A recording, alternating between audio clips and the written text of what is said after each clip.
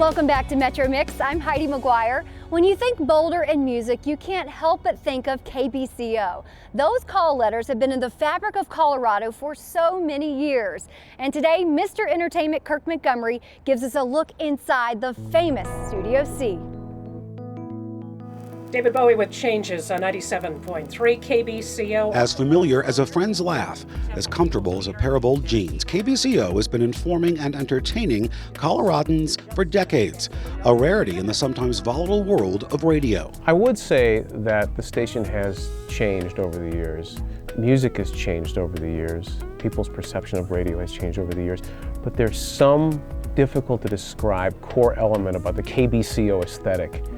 And it is difficult to describe. It feels like home. And it sounds like home to so many. And helping cement that feeling is the legendary Studio C, a place where artists for over 20 years have performed in an intimate setting. It was before there was a Studio C. Melissa Etheridge had her first album out. This must have been, what, 1988, 1989? Late 80s. Okay.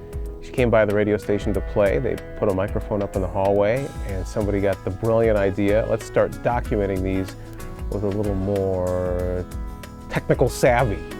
And before you knew it, the birth of KBCO Studio C, a room dedicated to performers coming into play. The result is a yearly CD, an instant classic, an instant sellout, an instant collectible, with all the proceeds going to the Boulder County AIDS Project. While many have performed there are still a few stars KBCO would love to host. We have a reputation, and that reputation extends from artist to artist or from record label to record label. There are people whom we would like to see in KBCO Studio C who have never come by. We would like to get Bob Dylan in Studio C someday.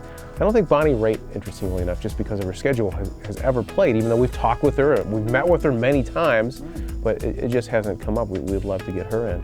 Paul McCartney. I mean, so there are some people who it's been elusive, but for the most part, for the vast majority of artists we've gone after, they have come and played for us, yeah. While radio formats can come and go faster than the single from a one-hit wonder, KBCO plans to stay. I think as long as people like music and they have a feeling for localism, what's going on in their own town, people like to have stories told to them, whether they're through music or just stories, verbal stories being told, there will always be an audience and people will always like what we do. At least we hope that they do.